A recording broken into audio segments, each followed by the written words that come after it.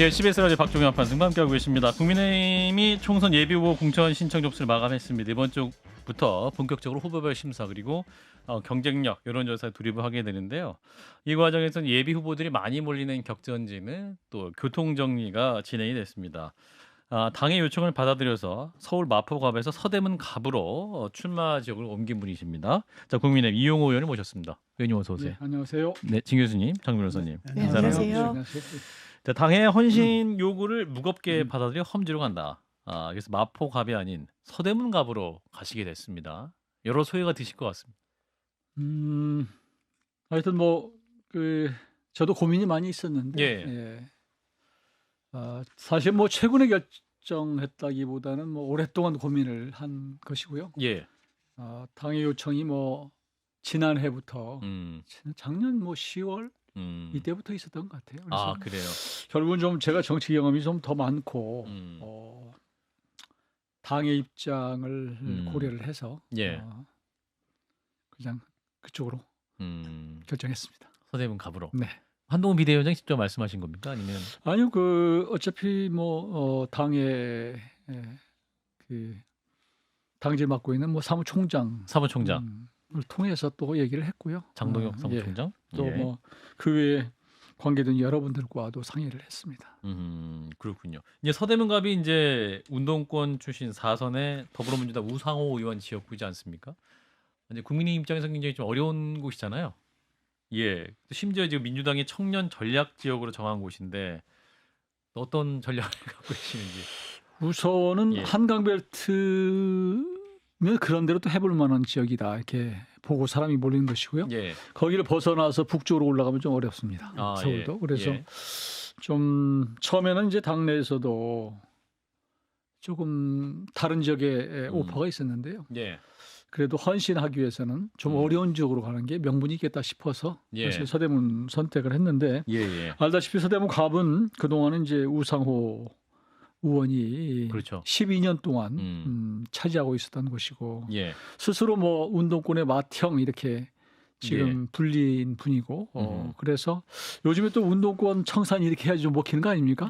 그래서 일단 그렇게 국민의힘에서 그게 주장하고 있습니다. 그런데 이제 민주당 같은 경우 청년 전략 지역으로 정해가지고 운동권이 아닌 이제 청년 내세울 거란 말이죠. 그럼 그 프레임이 먹히지 않잖아요. 근데 이제 저는 꼭 자연인 어떤 것을 얘기하기보다는 지금 운동권적 방식의 어떤 정치 이걸 청산할 필요가 있다.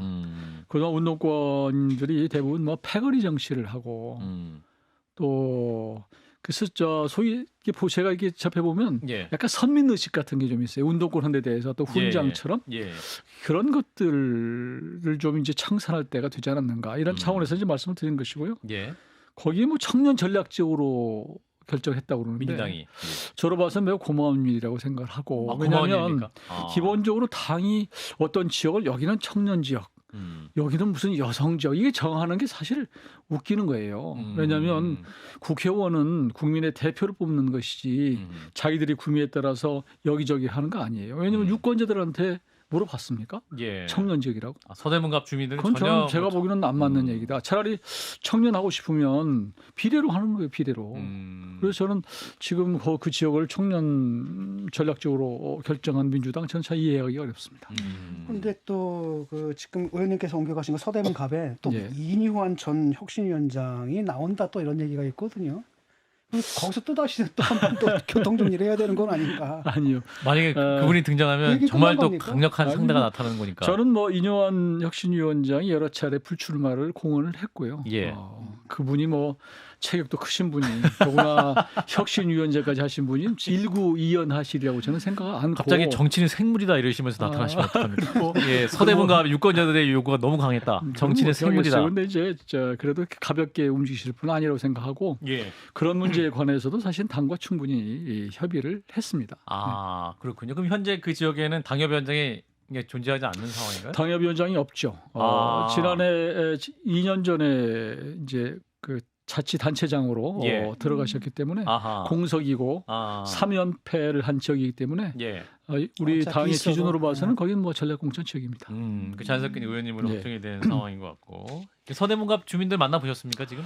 예, 뭐 그동안에 저 사실은 너무 늦었잖아요. 예, 그래서 예. 뭐 지난 일요일 같은 경우는 예. 아마 다른 지역에서 뭐 거의 일주일 할 정도의 사람과 접촉을 했습니다. 아, 그래서 많이 열심히 만나셨다. 진도가 늦었기 때문에 하고 있고요. 제가 목소리가 약간 갔는데 전화도 좀 많이 하고 있습니다. 아하. 그 지역 현안 같은 게 좀 있나요? 그죠? 지역 현안은 제가 보니까 교통이 정말로 불편하더라고요. 서대문갑이? 네, 거기 마포갑에서 서대문갑으로 이게 도로 하나 차인데 예. 이게 지역이 그 안산을 중심으로 해서 이 산 밑자락으로 쭉 있는 동네거든요. 예. 그러다 보니까 교통도 어렵고 주거 환경도 그렇고 여러 가지 좀 열악하다.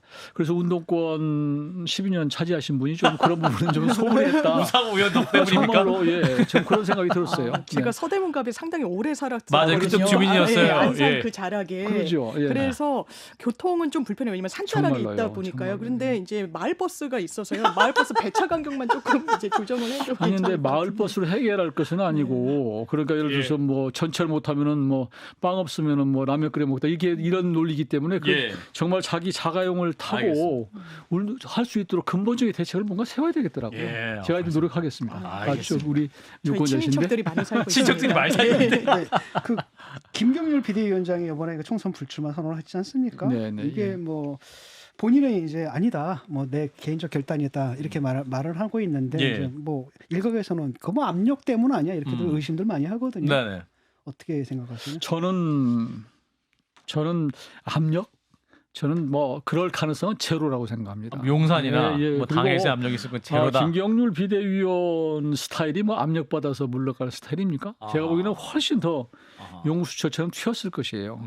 저는 여러 가지 지금 사후에 해설들을 하고 그러는데 예. 제가 보기에는 현실적 정치 또 이런 그런 고민이 있었을 것 같아요. 우선 지금 이제 한 일주일간 공천 신청을 받았잖아요. 예. 그동안 안 낸 거 아니에요. 그러니까 안 내면서 고민을 한 일주일간 했을 것이고 그리고 결국 안 냈단 말이에요. 예. 그런데 안 낸 이유를 그럼 설명을 해야 될 텐데 안 냈다는 얘기는 결국은 출마 안 된다는 얘기인데 그럼 전략 공천할 수도 없는 것이고 그 과정에서 고민이 결국은 아무리 공중전을 해도 예. 지명도가 있어도 바닥에서 뛰어야 돼요. 지금은. 지역구 선거는 그래서 직접 해야 되는데 그러면 선거 사무실 열어야지요.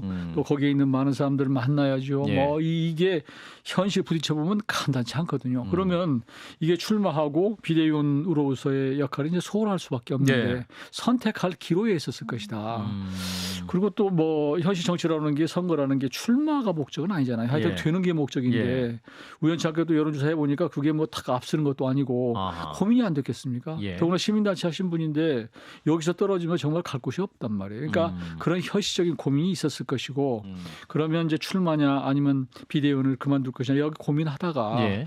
더 큰 결단을 한 것이다. 차라리 현실 부분을 접고 더 큰 역할을 차라리 하는 것이 좋고 그게 또 비대위원을 그만두고 출마를 하게 되면 또 한동훈 비대위원장한테도 부담이 되는 측면도 있었을 것이고 여러 가지 고민하다가 저는 홀로 고독하게 결정했을 것이다. 말씀하신 대로 봅니다. 근데 김경률 비대위원이 용소야 같은 분이기 때문에 네. 앞으로 이제 내일 방영될 KBS 대담을 보고도 어떤 적절한 수준의 해명이 없다. 어떤 뭐 그런 게 없으면 또 강하게 비판 메시지를 낼 가능성이 있는데 강하게 했으면 좋겠어요. 이제 그런가요? 그럴 게 없어요. 아, 이제 그런가요? 뭐 본인이 뭐 출마할 것도 아니고 아. 본인은 뭐 하겠어요 이제. 그러니까 본인이 그런 역할을 하는 게 저는 필요하다고 봅니다. 그런데 아. 그런 발언을 또 하게 되면 그게 용산과 또 당의 갈등 요인이 될 수도 있는 거고요. 또 한간에서는 대통령실에서는 뭐 불출마보다는 비대위원 사태를 더 원하기도 했고 종용하기도 했는데 오히려 역으로 반대로 받아서 더 언짢은 기류가 있다라고도 이야기를 하고 있어서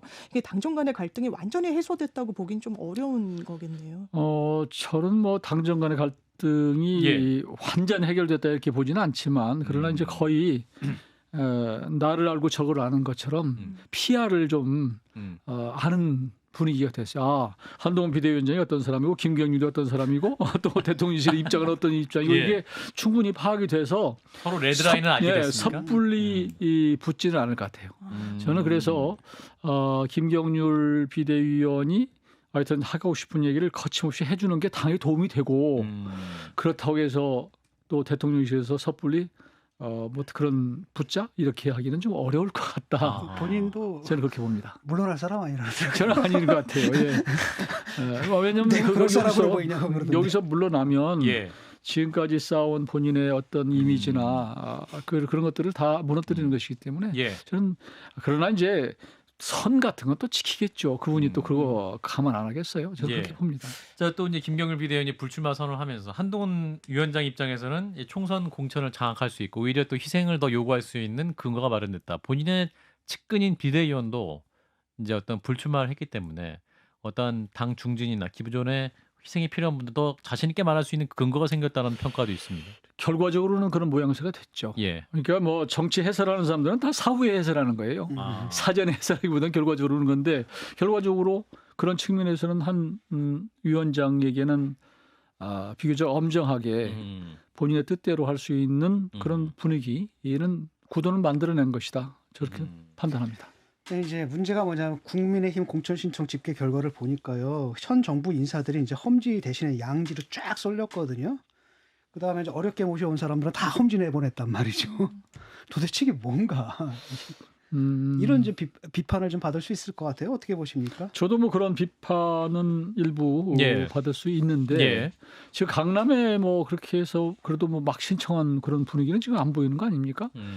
이원 뭐 인사비서관 한 명이고 박진 영남- 장관 얘기도 좀 그래서 이제 얘기를 하고 있고. 그게 어떻게 조정되는가를 볼 필요가 있을 것 같아요. 이제 그게 이제 시금석이 될 수 있는 것이고 예. 그러나 박 장관도 여전히 장관도 거치고 또 그 좋은 지역에서 의원도 했고 예. 거기도 사실은 희생을 해야 될 위치에 있는 것이고요. 예.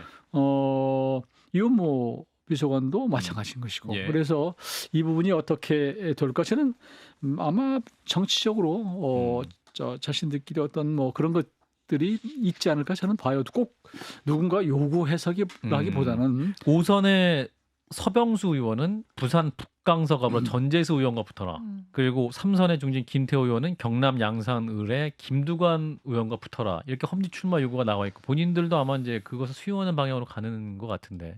이게 조금 뭐 아쉬운 부분은 예. 그동안에 소위 그 우리 당의 예. 실세라고 하는 분들을 예. 또 친윤이라고 하는 분들이 좀 더 과감하게 희생해 주는 모습이 안 보이고 지금 서병수 의원도 마찬가지고 김태호 의원도 마찬가지거든요. 예. 비주류 쪽인데 그분들에게 희생을 요구하는 모습이 저는 조금 사실 보기 불편해요. 오히려 다선 의원이면서 TK 쪽에서 하신 분들을 그런 분들을 좀 내보내는 것이 필요할 텐데 오히려 이분들은 비주류인데 오히려 좀 유탄을 맞은 것 같다. 희생 논리에. 유탄이라기보다는 희생을 그동안에 더 이렇게 핵심에서 했던 분들 활동했던 분들이 먼저 하는 모습을 보이는 게 필요한데 오늘 갑자기 뭐 이뇨한 비대위원 그 혁신위에서 이렇게 구호가 요란하게 하다가 예. 싹 사라지고 지금 드러나는 것은 결과적으로는 좀 그 약간 비주류 있는 사람들한테 이런 모습 요구를 하는 모습을 보니까 예. 조금은 이게 형평에 맞나 이런 생각도 들어요. 그러니까 또 더 이제 과정을 좀 지켜볼 필요는 있다고 생각을 합니다만. 예. 지금 이제 방금 공관위에서 국민의힘 공관위에서 공천 부적격자 29명을 확정을 했는데 김성태 전 의원도 포함이 됐다라고 좀 뉴스가 나왔네요. 그러면 어떤 국민의힘 공천의 전격적인 수신 작업의 신호탄이다 이렇게 볼 수 있을까요? 지금 28분이 지금 29명. 29. 예. 부적격자 뭐 29명. 전체 숫자에 비해서는 뭐 적은 숫자인 것 같고요. 예. 다만 지금 말씀하신 김성태 전 의원님 같은 경우는 예. 아마 거기 아니어도 본인 스스로가 사실은 계속 출마를 해야 될지 고민이 많으셨던 것 같아요. 본인 출마에서 강하셨던 것 같은데요. 아니, 제가 알기는 예. 또 밖으로 드러난 것과 달리 또 그런가요? 내부적으로는 그런저런 고민이 있었던 것이 아닌가 싶습니다. 네. 그럼 어떠한 그래서 아니 그것도 우리 당으로 봐서는 그런 고민이 있는 분들 또 그런 결국은 뭐 다 사면복권 받은 부분 아니겠어요. 예. 그런데 그럼에도 불구하고 지난번에 이제 그 공관에서 제시한 그런 그 기준에 예. 부합하지 않는 경우는 예외 없이 뭔가 조치를 한다. 그런 메시지를 보낸 것이다. 이렇게 생각이 됩니다. 그렇군요. 이제 공천 작업이 본격적으로 시작이 된 것인데 이 과정에서 이제 뭐랄까 윤심과 또 대통령이 또 출마했으면 하는 분들이 분명히 있지 않겠습니까? 뭐 대통령실 근무했던 분이라든지 혹은 뭐 측근이라든지 또 한동훈 비대위원장 입장에서는 시스템 공천을 하면서 또 하면 안 되는 사람도 있을 것이고 거기서 이제 2차 갈등이 있지 않겠느냐라는 것이 정설로 받아들여지고 있는데 의원님께서 바라보시면 어떻습니까? 저는 갈등 없을 것 같아요. 갈등 이제 없습니까? 거의 뭐 이게 정리정돈이 돼가는 상황이고요. 예. 마지막에 지금 제가 보는 한동훈 비대위원장의 생각은 좀 논란이 있는 데는 그냥 경선을 붙이는 걸로 그렇게 가지 않을까 싶어서 예. 지금 굳이 누구는 그냥 전략공천으로 막 꼽고 이런 예. 데는 아주 극히 적을 것이다. 그리고 다만 이제 뭐 그 굉장히 이제 뭐 비중이 그 차이가 나는 예. 지지도가 차이가 나는 또 경쟁력에 의해서 차이가 나는 이런 데서는 예. 또 전략적으로 처음부터 된 데는 그렇게 할 수가 있겠지만 예. 지금 보면은 예를 들어서 강남 을 같은 경우는 꼭 전략직은 아니거든요. 내부적으로 어떻게 될지 모르지만 그래서 예. 거기 뭐 참여하게 대통령실도 여전히 공정하게 투명하게 해라. 어떤 혜택을 주지 말라 이렇게 얘기하고 있기 때문에 예. 저는 그 부분 갖고 그렇게 부딪힐 것 같지는 않습니다. 예. 한동훈 비대위원장이 이제 목련꽃이 피면 그 김포가 서울에 편입되는 걸 볼 수 있을 것이다. 이런 말씀을 했는데 이제 의원님은 이제 서울이 지역구이시니까 예. 그러한 어떤 서울과 수도권 관련 그 비대위원장의 발언은 좀 주의 깊게 보실 것 같습니다. 근데 이 부분이 실현 불가능한 레토릭이 아니냐. 어떤 그냥 이슈 파이팅을 해서 던지는 거다. 실제로 뭐 이게 실현 가능성 없는데 무책임한 것이 아니냐라는 비판도 있고 한편에서는 집권 여당으로서 이게 다수당이 되면 할 수 있다는 의지를 실행력을 담보한 것이다. 이렇게 또 말을 하고 있습니다. 후자에 동의합니다. 하나만한 질문을 아주 잘해 주셨어요.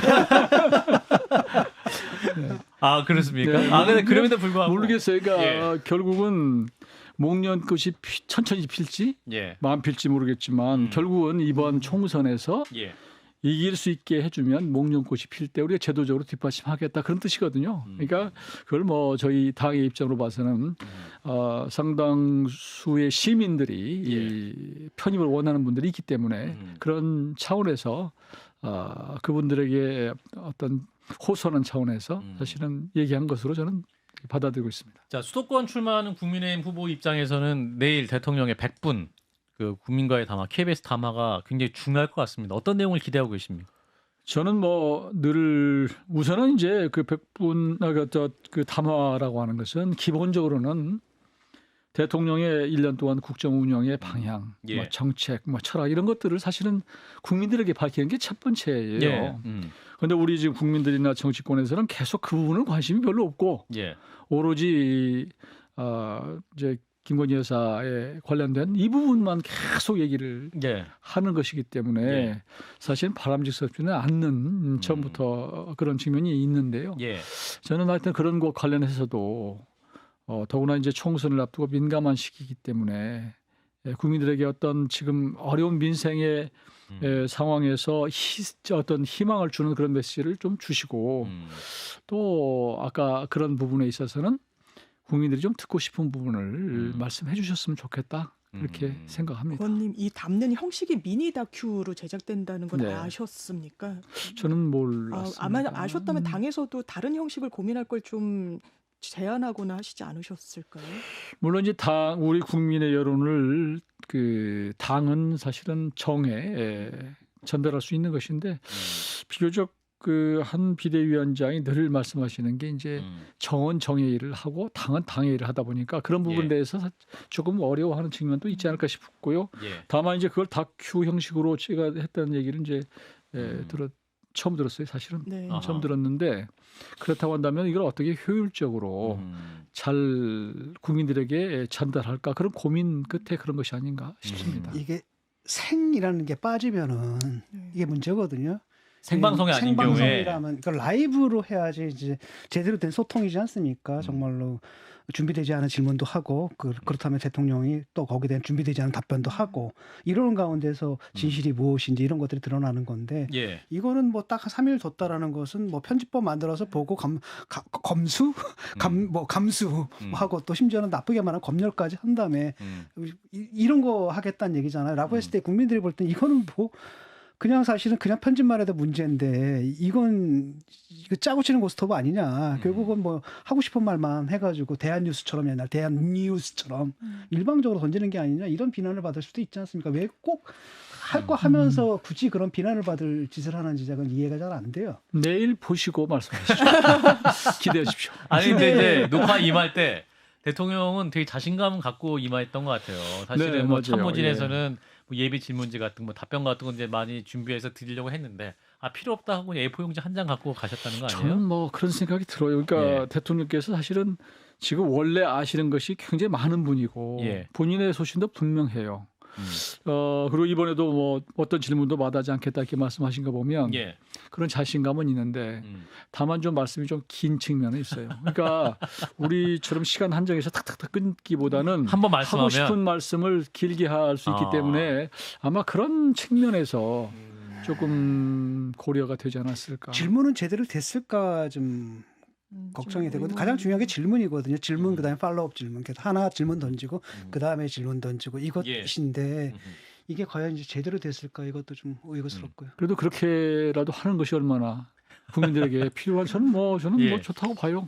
하여튼 내일 결과를 저희도 굉장히 지금 관심 있게 지켜보고 있는 중인데 저는 대통령실에서 그런저런 우리 이 국민들의 여론 이런 걸 감안해서 했을 거라고 저는 기대하고 있습니다. 예, 한마승부 함께하고 계시는데요.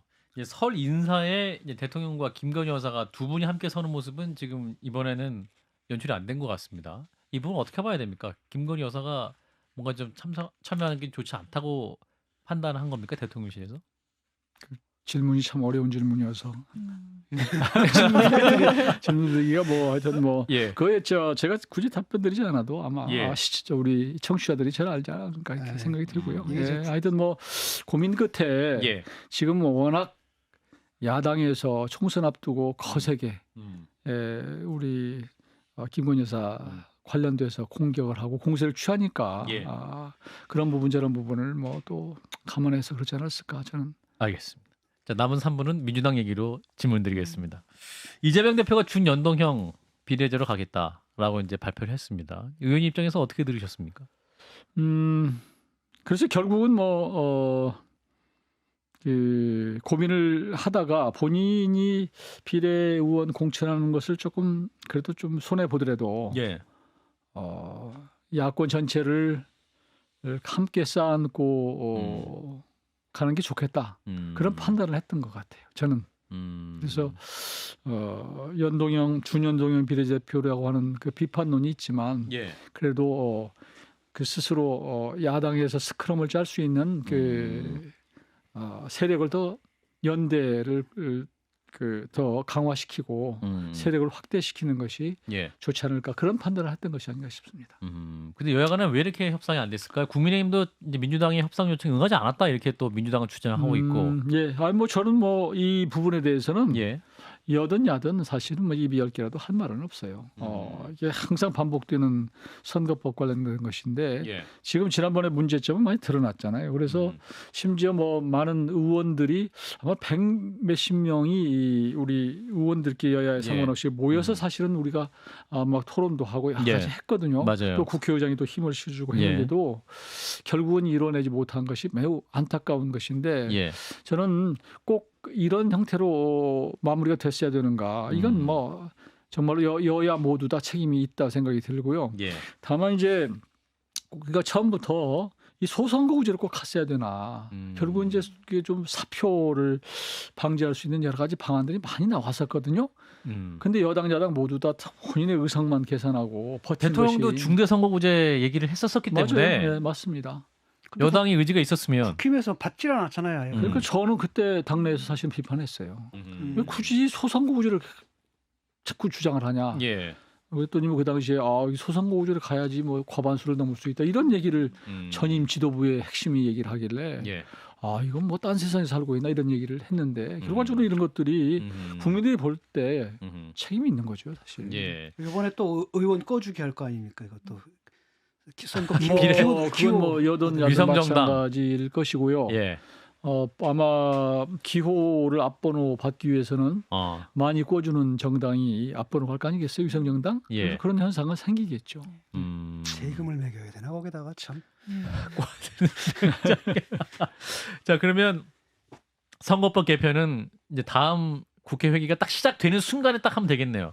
의원들이 회기 딱 시작했을 때, 가장 순수했을 때. 그러니까 이게 사실 헌법 개정도 해야 돼요. 예. 그러면서 동시에 이 선거법 개정도 동시에 이루어질 수 있도록 해야지. 지금처럼 소선거 구조로 가면서 이 또 지역 감정도 생기고 사표도 많이 생기고 이것은 우리 국민들만 너무 피곤하게 하고 정말 대의민주주의를 하기 어려운 그런 제도다. 알겠습니다. 저는 그렇게 생각합니다. 네, 오늘 말씀 여기까지 듣겠습니다. 이용호 국민의힘 의원이었습니다. 고맙습니다. 네, 고맙습니다.